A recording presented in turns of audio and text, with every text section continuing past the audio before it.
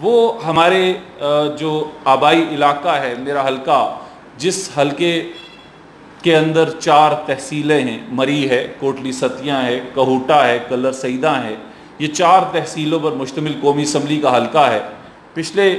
کچھ ٹینیورز میں یہاں سے شاہد خاقان عباسی پرائم منسٹر بھی جو منتخب ہوئے تھے وہ ممبر نیشنل اسمبلی رہے۔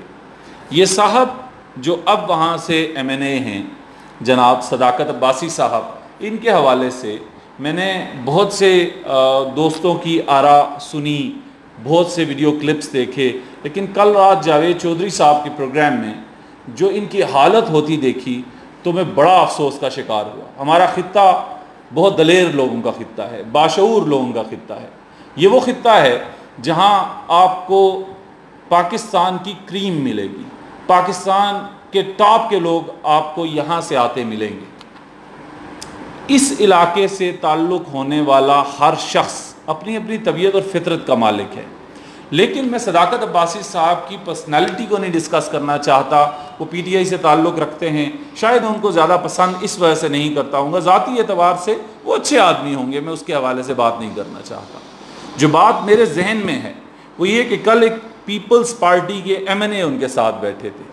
اور وہ ان سے گفتگو کرتے ہوئے یہ کہتے ہیں کہ آپ تو ایک استاد ہیں، اور ایک استاد ہونے کے ناطے جو گفتگو آپ فرما رہے ہیں کیا وہ ایک استاد کے شایان شان ہے؟ اور عجیب بات یہ کہ ان کے ساتھ اس شخص کو بٹھا دیا گیا جو پی ایم ایل این کی کریم میں سے ہے، ڈاکٹر مصدق ملک ان کے ساتھ بیٹھے ہوئے تھے، اور گفتگو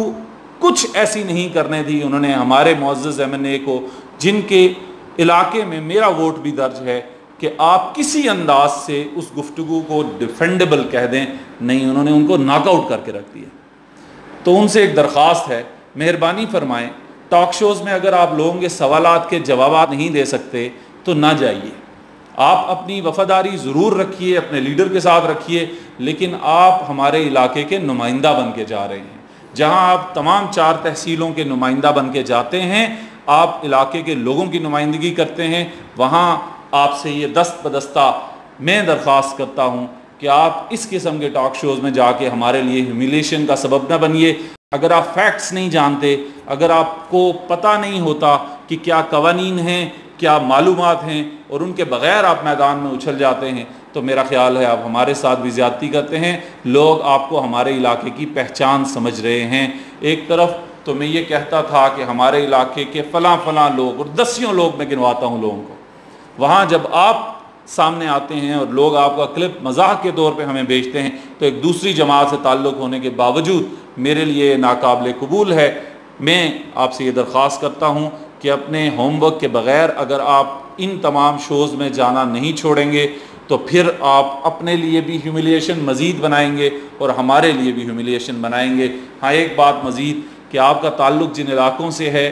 وہ بڑی محروم تحصیلیں ہیں، ٹیلنٹ ہے، ضرور ٹیلنٹ ہے، موسمی حالات ہیں، سب کچھ ہے، لیکن ہمیں ابھی بھی بڑی محرومیاں ہیں، ہم نے بہت سے کام کرنے ہیں۔ تو ذرا آپ اپنی توجہ ان کاموں پہ دلوائیے جن کاموں کے باعث آپ کو لایا گیا ہے اور گزشتہ الیکٹ ہونے والوں کو ریجیکٹ کیا گیا ہے۔ اب آپ چونکہ الیکٹڈ نمائندے ہیں تو جناب آپ کوشش کیجئے کہ وہ لوگوں کی محرومیاں ختم ہوں اور سلسلے ہمارے لوگوں کی حد تک بہتر ہونا شروع ہو جائیں۔ وآخر دعوانا ان الحمدللہ رب العالمین۔